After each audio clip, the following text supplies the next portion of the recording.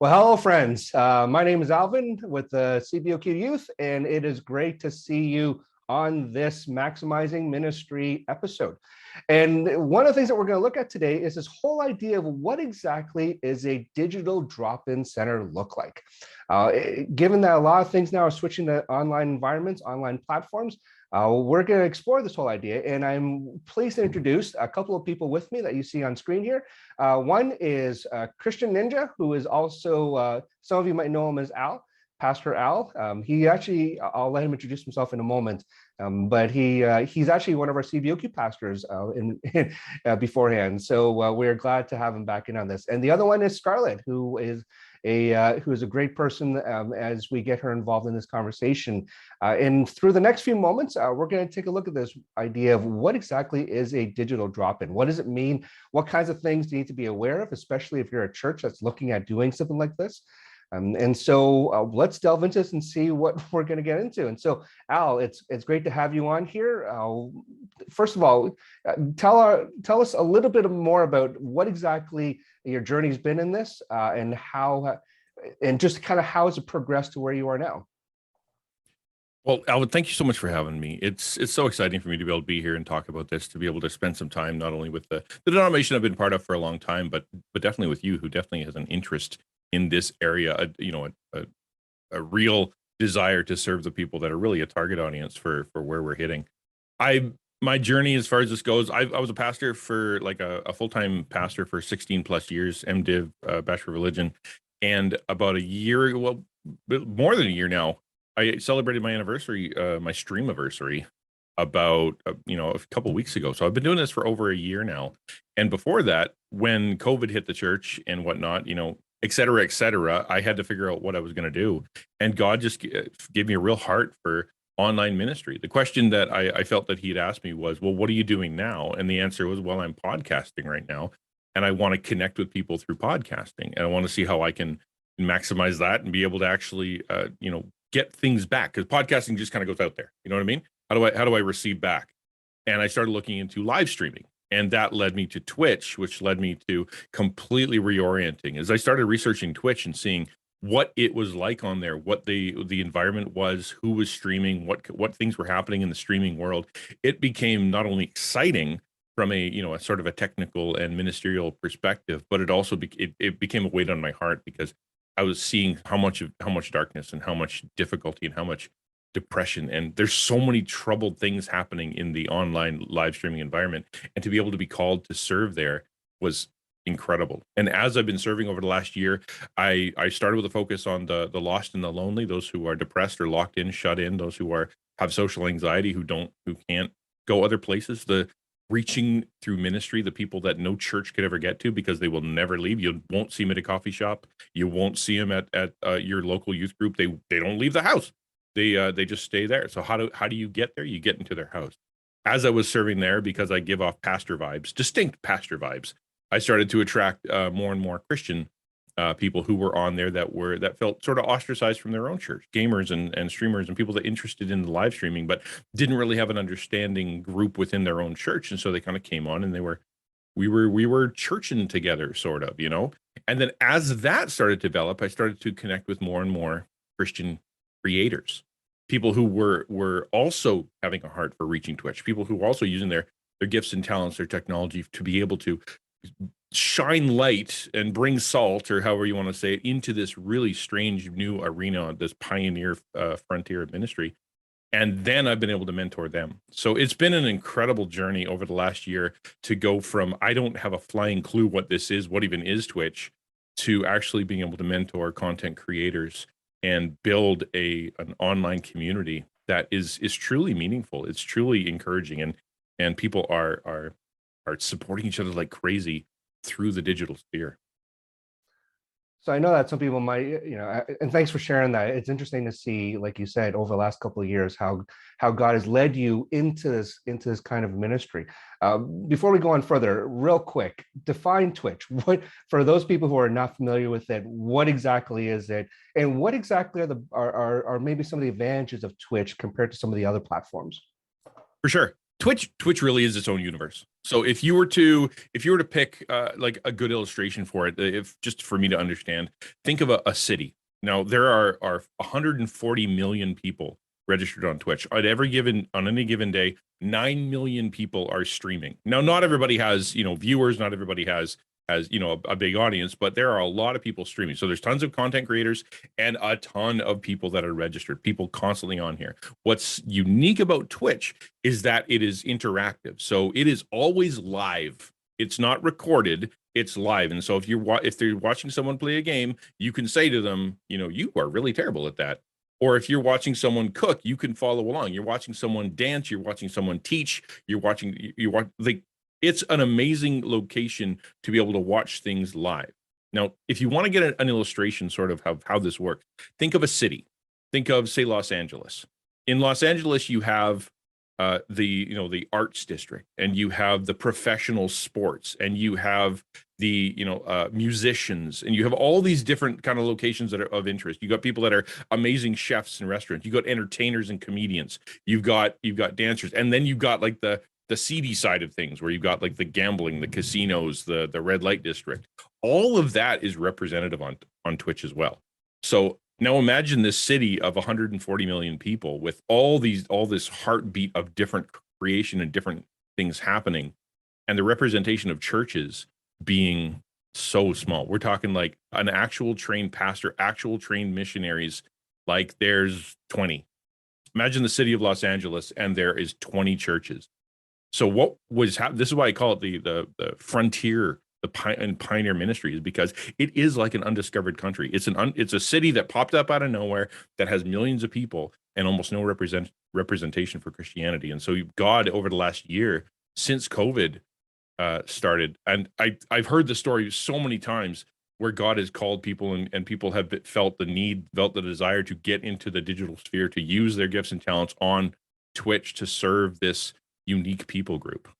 And that really is a good illustration of it, is that it really is kind of like a city. It's one that the church hasn't touched much of. And so in the last, like you said, you celebrated your Twitch anniversary a couple of weeks ago. And by the way, later on, we'll also make sure that we include some of your links in our description on this YouTube video later on as well, so people can check that out and see, some of the ways that you've been ministering through that. But help us to understand a bit. I mean, as you said at the very beginning of this, while as we've talked at times before, recognizing that you've had certain certain skill sets, certain gifts, like you said before, you've had this desire to obviously help reach people who maybe in some ways are hard to reach in a lot of different aspects. So what's that journey been like? Like, what are some of the things that you've noticed evolved through this? Not necessarily in terms of what you've learned, but in terms of how the ministry itself has been evolving. Definitely, because as I've learned the culture of Twitch, because it really has its own subculture. There are rules. There are things that are go and no go. There are essentially a language to itself. And as you learn this language and as you develop, you certainly have to formulate yourself, just like any missionary, to learn the language, learn the culture, and then fit yourself in so that people can understand you. The morphing of it for me has been far less technological. My setup has changed almost not at all since I started. I've adapted a few things here or there. But what really has changed is figuring out how to reach a core audience, to decide who the core audience is, and to come up with, to have the confidence within myself to be able to say, I'm not going to try to be, Pastor Al like I was in a church. I'm not going to try to be a technological type guy. I'm not going to be the Q&A guy.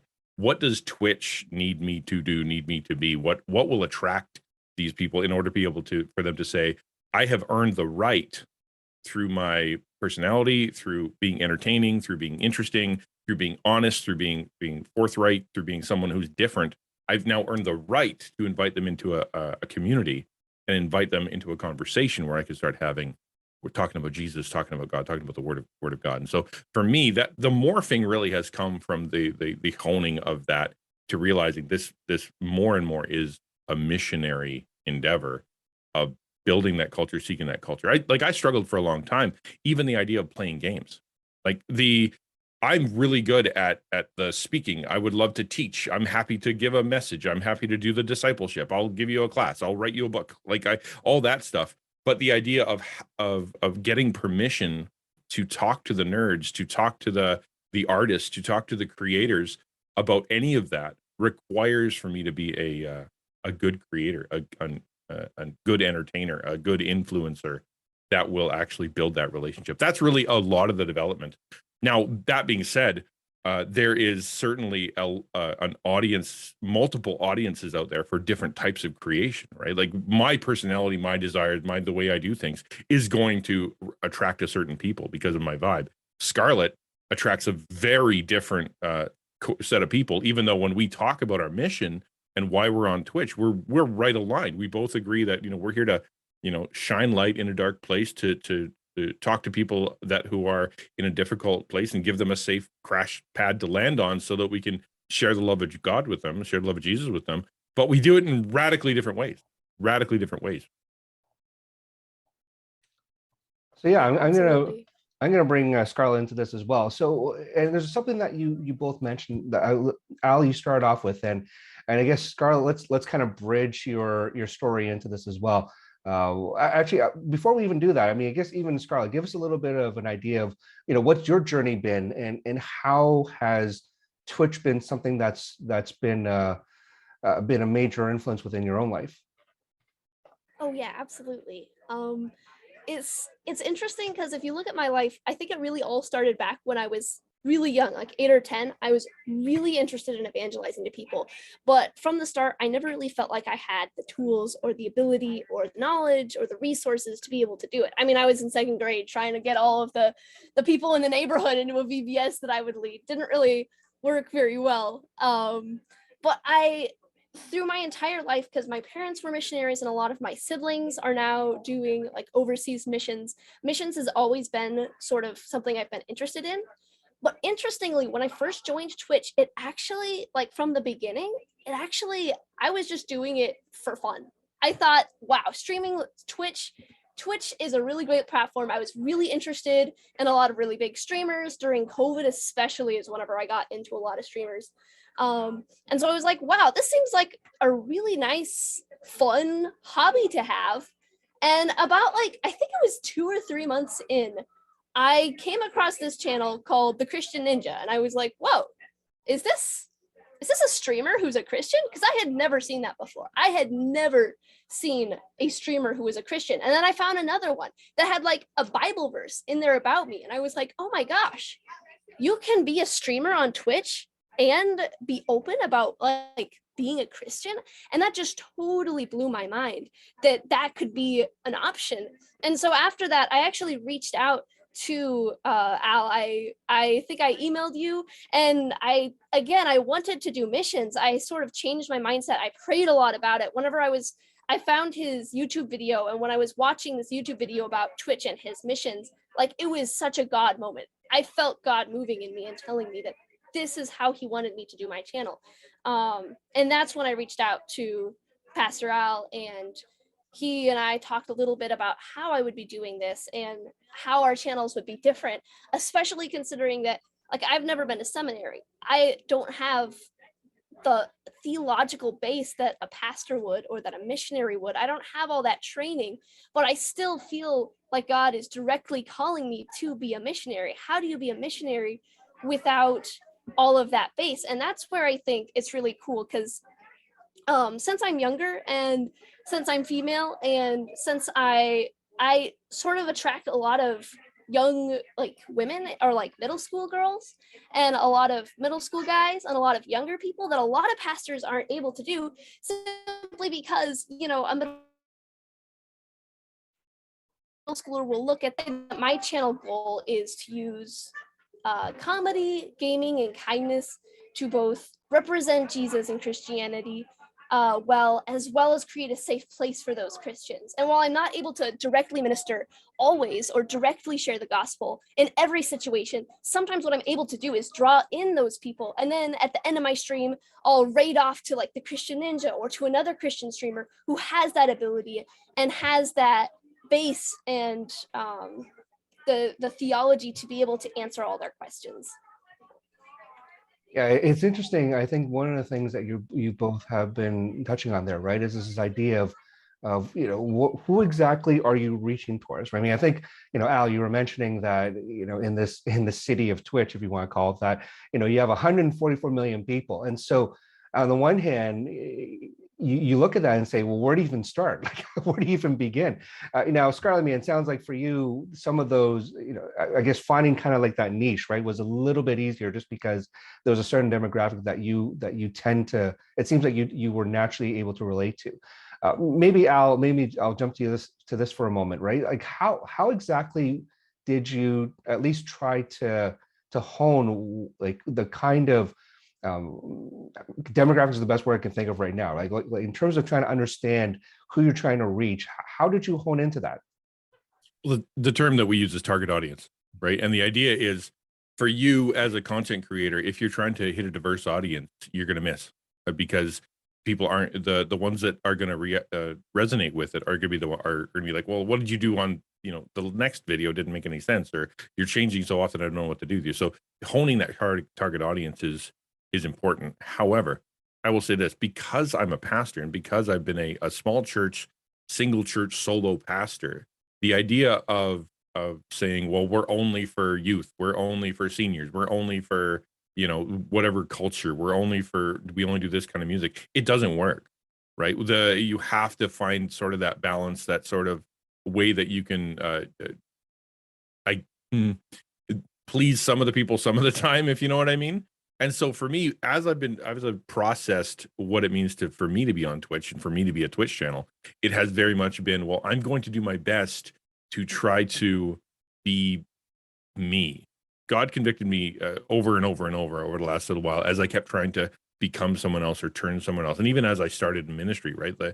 20 years ago when I was training in ministry, it was okay. I want to be, Mark Driscoll. I want to be, Chuck Swindoll. I want to, and God's like, well, actually, I made them to be them. How about you be you?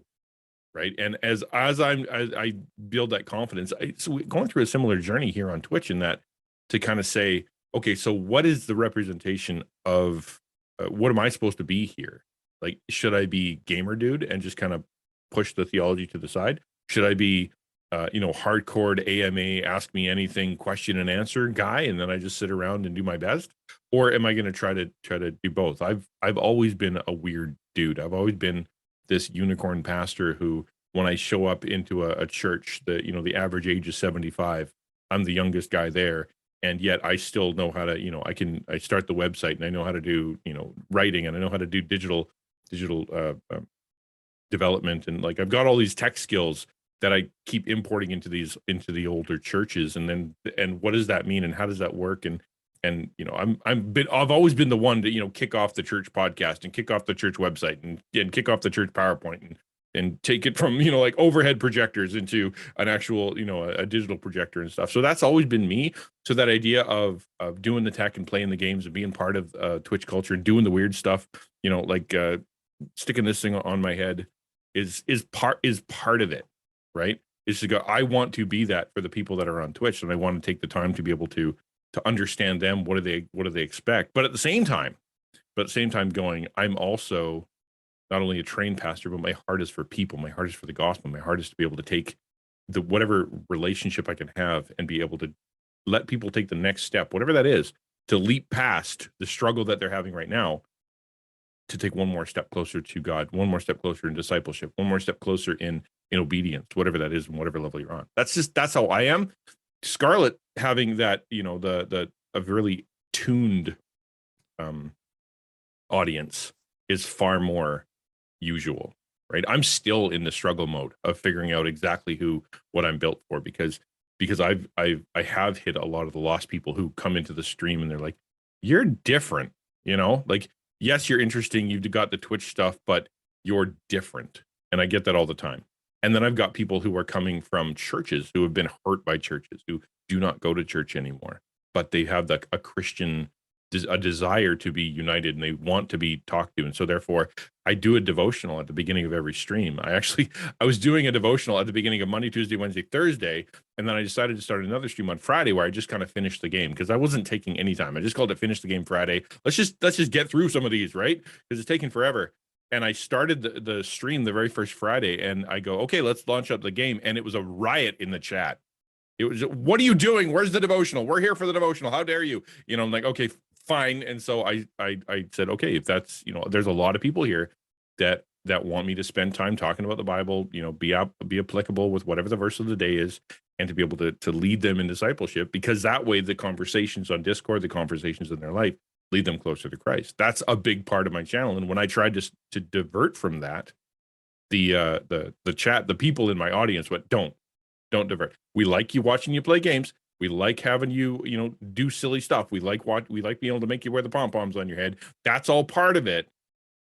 Don't not do the devos. Don't not be a disciple maker. Don't not be a preacher, right? That is a core to what you are. And so I've been still, kind of navigate exactly how to do that as to use both sides of my bipolar brain.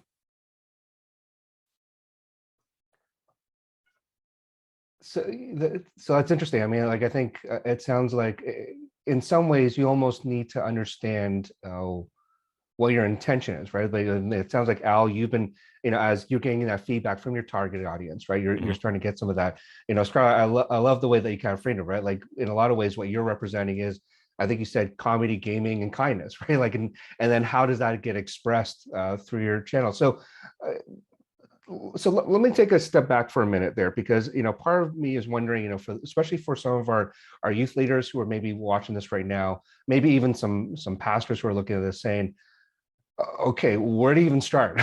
Like, if because a lot of them do have a heart to want to be able to reach, especially like you said, Al, those who have who want to stay hunkered down, who don't really want to, don't really want to go out anywhere.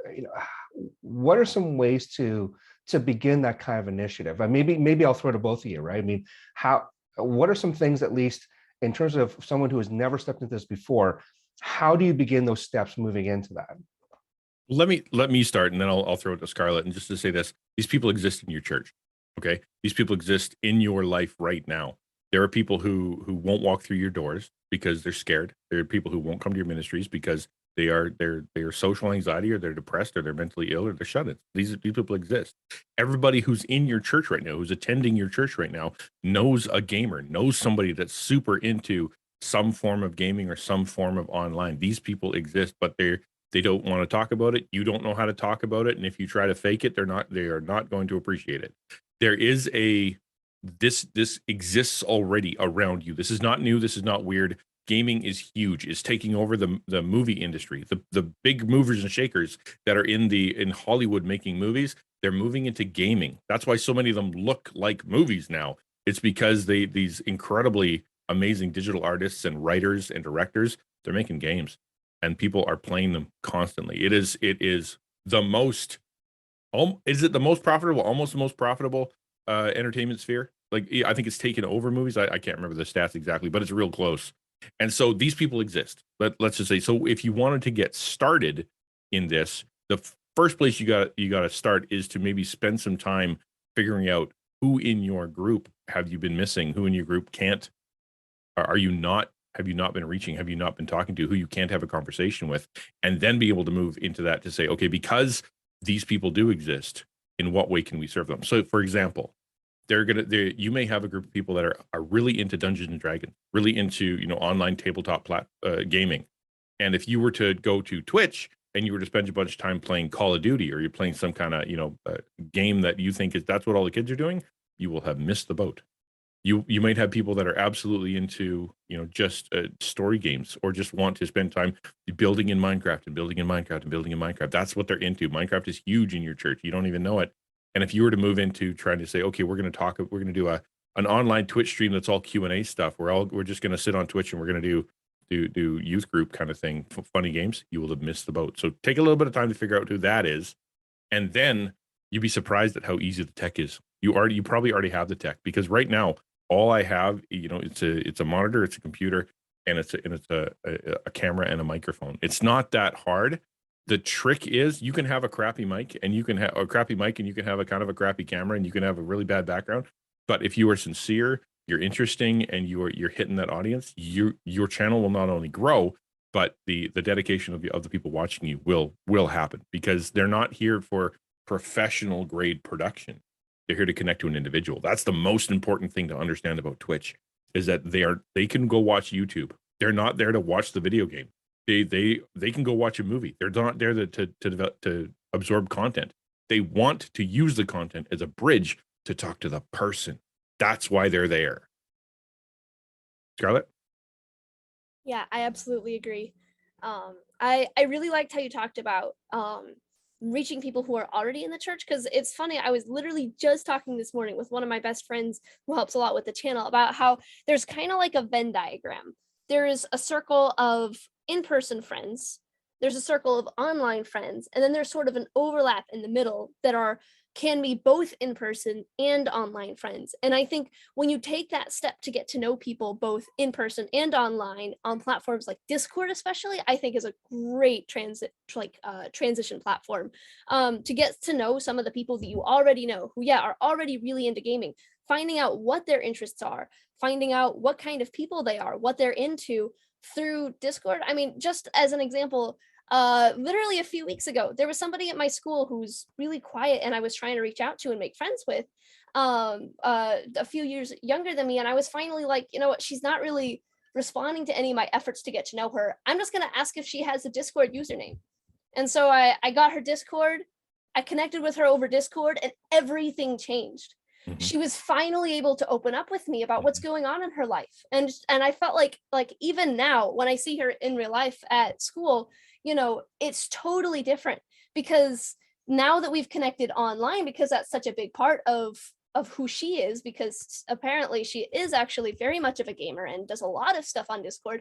Now we have that connection point. Now I can minister and be friends with and help mentor her in ways that I never would have been able to before. And I think when we take that first step of finding which in-person friends have this online connection and connect with them online, then we can move into reaching people who are already online, who are looking for that kind of connection, that kind of Christian connection.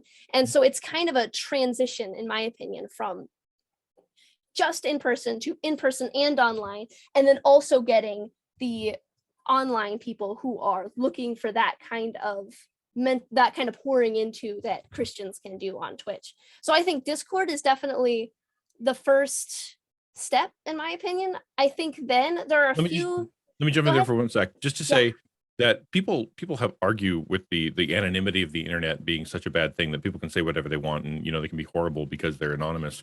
It works the other way too, is that the people that are afraid, or people have social anxiety, or people don't really feel like they fit in, that username, that anonymity on Twitch or on Discord or whatever, allows them to express their personality in a much different way, which is why it became a safer environment for that person to go and talk to Scarlett, because that screen, that username, that little bit of a distance was the safety buffer, right? That was the safety buffer. Go ahead, Scarlett. Sorry about that. No, that's exactly right. Because if they have that safety buffer, if I reject them or something, they aren't going to see that expression on my face. If I'm typing through Discord, it's not going to be the same as if in real life and having to worry about all the social cues and everything. That's very relatable. But yeah, I think Discord, I know there are also a few YouTube channels that really help with strategy. But the reason I bring that up is, one, because it's a great tool, but also there's a lot of bad advice. Just like Pastor Al was saying earlier, a lot of people will say, change your personality, change who you are, find that demographic, make a persona, fill that persona. But a lot about what being a Christian streamer is being sincere. That is one of the things that really sets Christian streamers apart, in my opinion, is that seeking sincerity and seeking, just down to earth people is not something that's very common on Twitch. So I think that being sincere, finding that connection through Discord, finding advice online, but making sure to be cautionary about that. I also think, no, go ahead. That's actually what we're building right now. So Yeah. in the Christian Ninja sort of, universe, what we're trying to do is we're not only building a character mentoring program, but we're trying to figure out how we can design a practical startup kit. So there's this global esports movement, right, that's happening right now, which is led by some people from all over the world who just are passionate about trying to figure out how they can take esports. And I've been like, and streaming, and they're like, but esports, and I'm like, and streaming, and they go, and to be able to reach as many people as possible. But the barrier of, how does the tech work? How does the website work?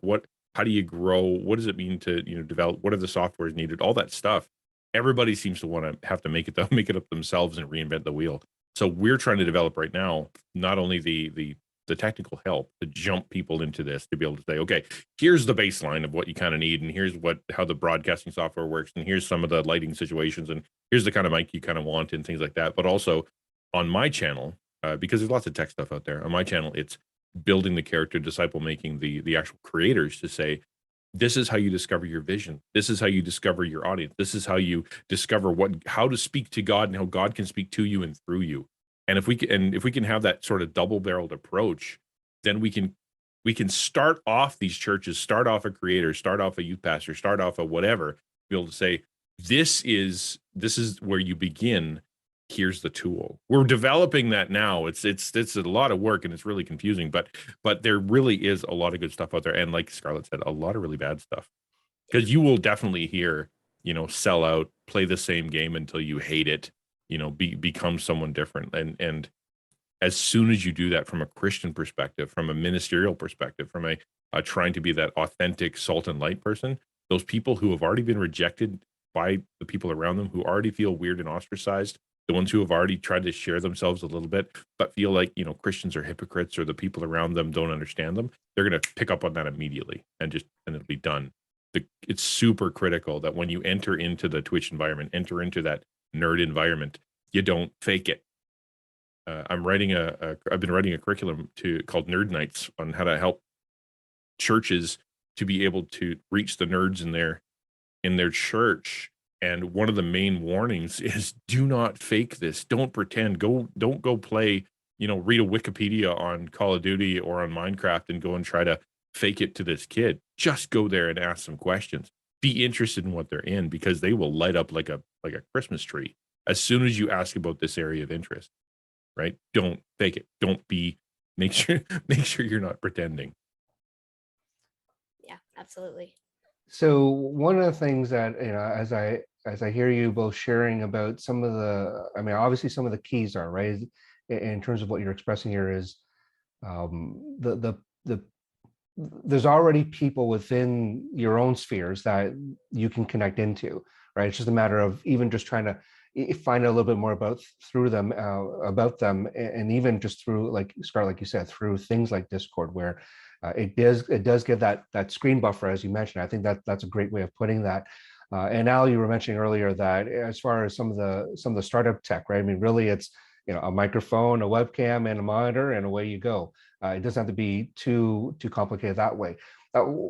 Wanted to get your understanding, not necessarily in terms of the technical or that kind of resource side, but in terms of a person, if they're stepping into this, like what kind of, like realistically, what kind of time commitment are we looking at? Like what kind of bandwidth do you have to set aside to make something like this happen? Because it sounds like obviously it's scalable, but what is that realistic consistency, or what does that kind of time commitment look like? We're both laughing because like we were just before, we're like, so are you burnt out too? I'm super. Yeah, we were burnt last week. We were burnt out. Yeah, you're burnt out because it's so much, dude. Like if you're gonna hit this thing and do it right, it is so much commitment and so many hours. It isn't something you can, if you're gonna do it right and you're gonna minister to these people properly, it isn't something you can simply pick up and do for 4 hours a week. That 4 hours a week of streaming is gonna require 16 more hours out of your life in order to get anything out of that stream. Because there is no discoverability on Twitch. As in, like, on YouTube where you kind of go to the YouTube and it kind of like, here's your algorithm, here's some things you might like. Twitch doesn't have that. It just goes by popularity. So if you're just starting, you are number 999 million of everybody else. There's no way to get up there. You have to build on other platforms. You have to build a community. You have to design these things elsewhere. You have to be on TikTok. You have to be on on Instagram. It has to happen. Plus all of the content you're building. If it is bad, as in like it's not designed well, or you don't know what you're doing, or the tech isn't working, people are gone. If your audio is crappy, they will last like 1 second. You get about I don't know, what would you say, Scarlett? About 6 seconds in order to grab someone's attention, and then they're gone to one of the other 8 million channels that they can go to. Yeah, you have to have constantly something that's entertaining so that if they happen upon your channel, they're going to stay.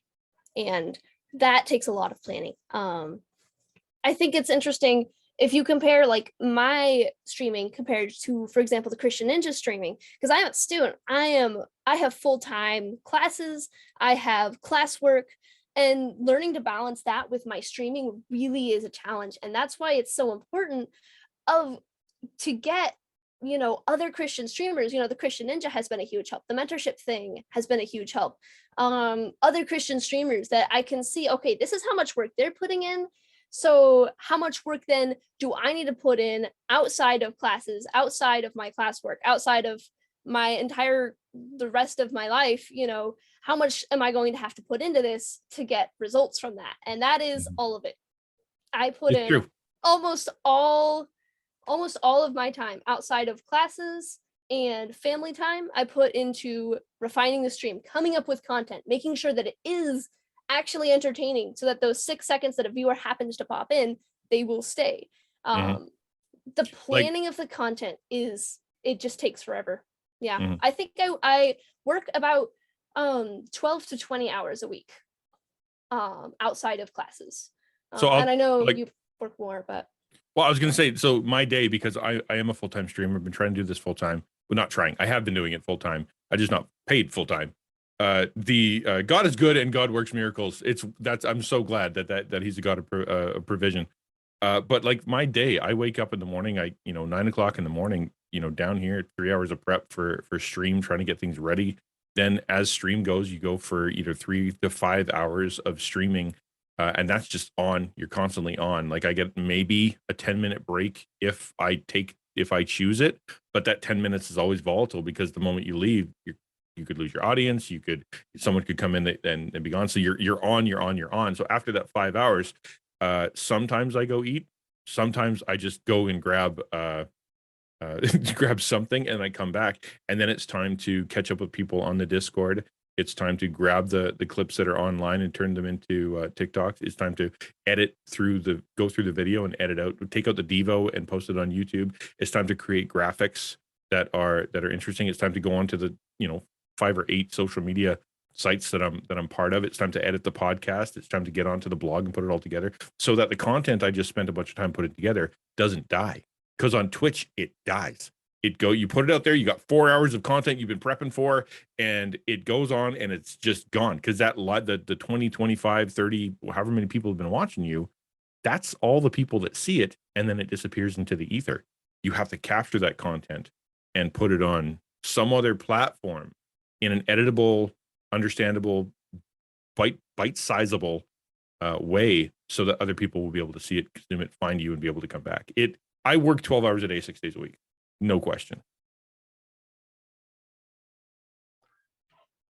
So now I'm just thinking, if I'm a volunteer youth leader now at a church, yeah, like, so realistically, I mean, if a church, what's a youth ministry or a church as a whole, if they're looking to wanting to somehow be to make it a positive impact in this kind of world, what does that necessarily mean? Like, what exactly would you be advising churches if they're looking to get into something like this? My encouragement to you is to work within the group you've got. So if you already have a tech team, if you already have like somebody who does your sound and does your PowerPoint, who shows up, and that's they're like the nerd of the church. They're the one you call when things break, because whatever, that utilize them, because they're probably already streaming. They're probably already gaming. They're probably already part of this community, whether they're actually into it as in creating the content, or they just know the culture because that's what they do, because Twitch is huge. Go find that person and spend some time mentoring, discipling, equipping the person that already is interested in this stuff, that is self-motivated to do this stuff, that is like, yeah, I would love to spend time talking to people on Twitch for sure, and give them the opportunity to train them up as a disciple maker, train them up as an evangelist, train them up to be a godly person. Because I tell you what, one of the downsides of online ministry is that there is a lot of pitfalls, morally speaking. And so therefore, you don't grab the sound guy who's addicted to porn, or the sound guy that's been gambling all of his life away online, and say, okay, can you go start a channel? But you spend some time going, okay, let's find this person who's already passionate about technology and passionate about gaming, or whatever. It doesn't have to be gaming. This person could be really good at art. Like you could have someone who's really good at digital art, and they could spend 3 hours drawing on a channel and build a following, because it's drawing and talking and drawing and music and drawing and having conversations with people online for 3 straight hours. So that's the thing, is that you have to go grab somebody that's already interested in this, because if you go the other way, and like me, the person who's really like, say you grabbed a pastor who's trained but doesn't like tech and doesn't know tech, and be like, plunk him in front of this thing, it's going to be too overwhelming. There is too much to know from a technological side, and too much to keep up with from a technological side. You got to get the nerd first, and then then disciple the nerd. That's my opinion. I don't know, Scarlett, what do you think? I think I agree. I think it's really difficult to enter into this world with no background. I do think it is possible. Personally, I think that I think that you can do it, even if you have no background, assuming that it's what, obviously you're very strongly called by God to do it. And 2, you're very dedicated to wanting to do it. And I think that first step, I think the advice I would give is similar to what Pastor Al said. I think getting a team that could encourage you, that can help you keep up with what's going on in the internet world, finding those nerds, finding that tech guy, either discipling them to become the streamer, or if they want to sort of come on and be a part of the channel and help, come on Wednesday nights for Wednesday night streams. And I've even seen there are a few streamers that, obviously they know tech, but they don't know a lot of internet humor because they are kind of older, and they play that up and make it absolutely hilarious. Like, they'll bring in someone who's 12 years old, and the 12-year-old will be showing them all these memes, and it's like, boomer learns Gen Z memes, and the person's 30 years old. There are ways you can absolutely utilize, in my opinion, the lack of knowledge to create really funny, really genuine content. But I definitely think that finding people who can help you do that, help you understand what the industry looks like, help you know where to step and where not to step, because there really are a lot of pitfalls. I think once you get that, it's possible, but it's very difficult. I have right now. Okay, so thank you so much, Scarlett, for that. I super appreciate you reminding me, because that was one of the things that I had to do. So when I started this thing, I had a very, sort of church-based mindset. And so I knew that I lacked skills. Like, I'm not a good digital artist. I don't know the current trends. I need people to spend time praying for me. I don't have the editing capabilities for all the tech I do. And so I sat down and I prayed, God, I need you to bring me some people who are going to not necessarily want to be streamers, but they want to affect the online community. They maybe don't want to be on Twitch, but they want to serve Twitch. And so I put it out there and I said, does anybody want to help in that way? And like 10 people came out of the woodwork and like, yes, we want to help. And I created what's called the Stream Dream Team, of which Scarlett is on. And she's the trend expert. She's the person who is in touch with the pulse of what's happening, not only on Twitch, but on the internet. And she helps me to understand that kind of stuff. I've got digital artists that are on there who are able to make my stuff look actually half decent. I built a team. And so I would say I've actually had people who've said this: I want to serve on Twitch. I love serving on Twitch. I hate streaming. Not only do I suck at it, but I don't like doing it. And they've said, thank you for letting me serve the Twitch environment, serve by serving through you as a streamer. Like, I had one person who actually shut down their Discord server because it wasn't working. It wasn't popular. It wasn't growing. It was a little weird.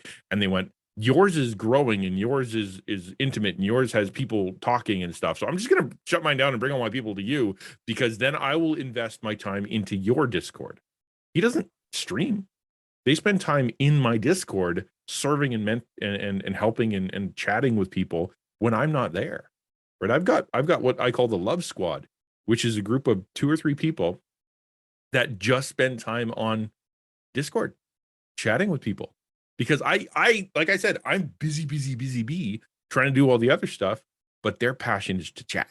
That's what they want to do. And so I've got this team of people. And so that honestly, she's so dead on that you don't need to do it all. There are people that you can just kind of grab this little team and kind of go, well, if you really like doing digital art, boy, I need some emotes. And if you really like doing the tech stuff and, figuring all this stuff out, and you know how to run sound, but you don't want to be on camera. I'm happy to be on camera, but help me with the tech. Like, you build a little team, use your nerds, man, use your nerds. Crying out loud. You got them there. I mean, it's interesting, right? Like, in a lot of ways, what you've described there is similar to how, as we alluded to at the beginning of this, if a church wanted to do their own kind of drop-in center kind of a thing, right? Like, you'd be having similar kind of questions about, hey, what are people skilled at? What are people gifted at? What are their passions? And you begin to have those different kinds of roles for people, and that's great to hear. And so, Scarlett, I'm just wondering from your perspective, what is most helpful? I mean, you as a creator, you as a streamer, what exactly is most helpful from a church in terms of supporting you in this kind of ministry?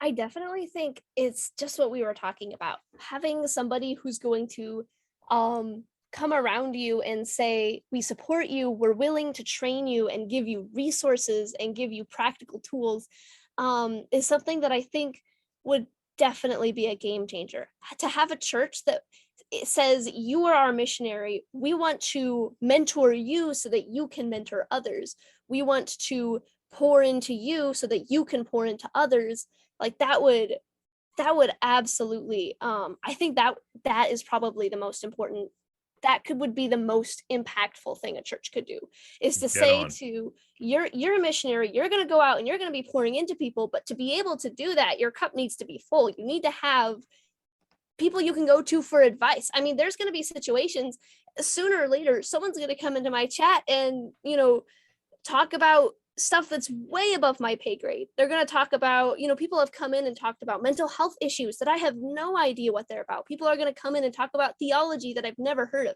To have a church that's really backing us and supporting us, that I can go back and say, hey, I don't understand this theological issue, or how do you think I could minister to this demographic better, or how do you think I could, from a Christian spiritual standpoint, be able to comfort somebody who's grieving over the loss of family member, that would just mean the world of a difference. Overwhelmingly, and Scarlett can affirm this, the streamers that I bump into, Christian streamers, all of them beg for validation. They just want validation from their church. They want validation from the other ministries. They want validation from pastors, because what has happened to them is that they will say, I'm in the online arena. This is what I'm interested in. I'm a gamer. I'm interested in gamers. I want to minister to gamers. And they have been, their church has told them that that is not a valid ministry. That's not worth their time. Why don't you spend your time on something that is better, that actually helps people? And it crushes them. And so when they come to my chatter, or they meet me, and I have those skills and abilities, and I'm willing to say, not only do I validate you, but I'm willing to train you. It's amazing. They want that from their local church, though, because they have people that they know and that they love. And if that local church were able to say, oh, you're a gamer, dude, do you do Twitch? Because I would love it if we could meet like weekly or whatever, and we could chat about what's going on in your life. And then, like, can we get you a webcam? Like, what's your webcam? Because what do you need in order to launch this thing? Because we would love it if you could do that, because you're already doing it. How can we mentor you? Like, it would be like someone who said, I have such a heart for China, but I don't have money, and I don't have a plane ticket, and I don't have any training, but God has just put on my heart, I want to go, minister to these people in China who are suffering. And the church to go, yeah, let's get you some training. Let's get you some money. Let's get you some equipment. Let's get you a team. Yeah, go to China. Absolutely. Let's do that, because we want to affirm in you what God is doing. Do that in the digital space.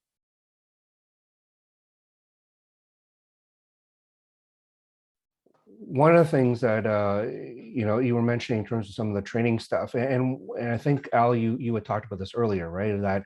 That really Twitch itself has its own language, its own culture, and as you both alluded to, like really this is a type of outreach ministry, right? It's really a cross-cultural kind of ministry. So what are some of those resources that would be helpful for someone who, like you said, if someone who has never really stepped into the Twitchverse, what are some resources that could be helpful to better understand what that even means? Get yourself a Scarlet. That's what I did. Yeah, I think definitely having a person who knows about it that you can go and ask questions is really important. Just like, okay, what's going on with Twitter today? What's the drama, or what memes are big, or what TikTok trends are going around. I know that there are a lot of YouTube videos or YouTube channels. I mentioned earlier, Alpha Gaming is a really good one by Harris Heller. He has a lot of really good practical resources to entering into this world for the first time. I know Stream Scheme is pretty good. That's another YouTube channel, a very practical resource. And I know several big streamers have done like one-off videos about how to be a small streamer. And what I did whenever I first started, that I decided I was going to get into how to stream, I took it all in. Like I got a notebook out. I was watching just hours and hours of how do I understand this industry? How do I understand what works? How will I formulate my strategy? And take notes. And then the second part to that is a practical tool for figuring out how to do this is to do it. Click the start stream button. Like I was super hesitant to start. I was like, I'm gonna master this and then I'm gonna start streaming. But that is almost impossible. It is impossible. It's like learning how to stream. It's like learning how to swim on dry land. Yeah, exactly. Yeah. Or like, I'm gonna read a book about how to ride a bike and then I'm gonna do it. Like that's not how it works. It's gonna take probably 1 or 2 months of streaming, of watching other streamers, of watching these videos, of understanding what the culture is, kind of like assimilating into a culture almost, before you're going to be able to really produce good content, but I will say these two, let me say two things. First, your subculture is represented on Twitch. Okay, so if you're like a super old dude that's into only playing Scrabble, they're there. You can go find those people. They're there. Right. So that's the first thing. You don't necessarily have to go and like we said before, malleate, make yourself into something you're not. That subculture exists. You just kind of have to learn how to play the game. And the second thing is that Christian streamers are amazing at answering questions. Streamers love talking about streaming. And here's the thing, you want to derail someone's stream, go ask them a streaming question and they will shut down the game and they'll turn everything off and they'll move everything over and be like, yes, let's talk about that, because that's what they're into. They love it. So go find some streamers, like jump into my stream, start asking me questions. Every stream I have is an ask me anything at any given time. Go jump onto other Christians. Go bug Scarlet. Wait till she's right in the middle of a cave, down deep and surrounded by creepers, and just ask the question about the importance of lighting. And just watch her explode, and then she'll answer your question. Yep. That's the way to do it. I completely agree. Streamers love talking about streaming. Oh man, I'm just picturing that right now, right? All of a sudden it's like pause, here we go, right, kind of thing. Yeah, that's great. I have a button for it, man. I literally have a button so that when I'm playing a game, I hit it. I get big, the game gets small. Now we're into it. Let's do it. Yeah. Me too. And so as we kind of start wrapping this up here, I'm just curious from each of you, what's, for a church that is, I think for a lot of our churches, not many of them are necessarily far down this journey at all, if they've even started. What's a word of advice you would give them as they, assuming that God is moving them towards this? I would say, come talk to me. Let's have a conversation. Come sit down with me. Jump into a video call with me. Let me answer your questions, because it's going to be a varied thing based on where your level of skill is already, technically or whatever. You're going to have a whole bunch of questions. Come talk to me. I exist. The reason I exist is to help others, is to train others, is to minister to others. That's why I'm here. I am less a content creator and more of a creator mentor, more of someone who is trying to help people. And if I could get to the place where I'm fully funded, but all I do is pour my heart into other creators who are doing it better than me, I'm fine with that. So come talk to me. Let's chat. Let's do the what is this thing and answer all your questions, because I want to help you launch, and I want to help you become someone who can reach not only locally but globally with whatever your personality, whatever God's created you to be. Absolutely. And I think to add on to that, I think prayer in this industry is so important because there are so many paths and so many directions that you can take. It's really difficult to know what to do sometimes. And I think prayer not only for God to, show the churches where to go and what platforms to focus on and what games to play and how to reach the people that they need to reach, but also to direct churches to what experts they need to talk to, people like the Christian Ninja and other Christian streamers that are out there but really hard to find unless God puts his hand in there and causes an intersection, just like he did with me and the Christian Ninja. The way I found him was on some Discord server I never used that I happened to click on. I happened to click on his profile, and I happened to click on his YouTube, and I happened to click on the one video that would want me to do missions. Like, Discoverability is hard. It's such a God thing. Yeah. And so, yeah, that would be probably my biggest advice is prayer is so important. Ready, fire, aim will cost you a lot of time and a lot of effort doing this.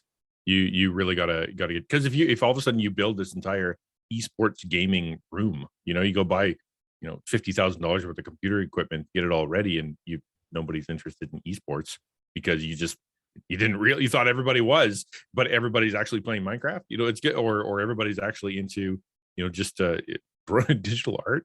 Just ready, fire, aim is going to cost you. So you can probably do this for a lot less time, energy, and money than if you just figure out upfront and have God lead you to the right group.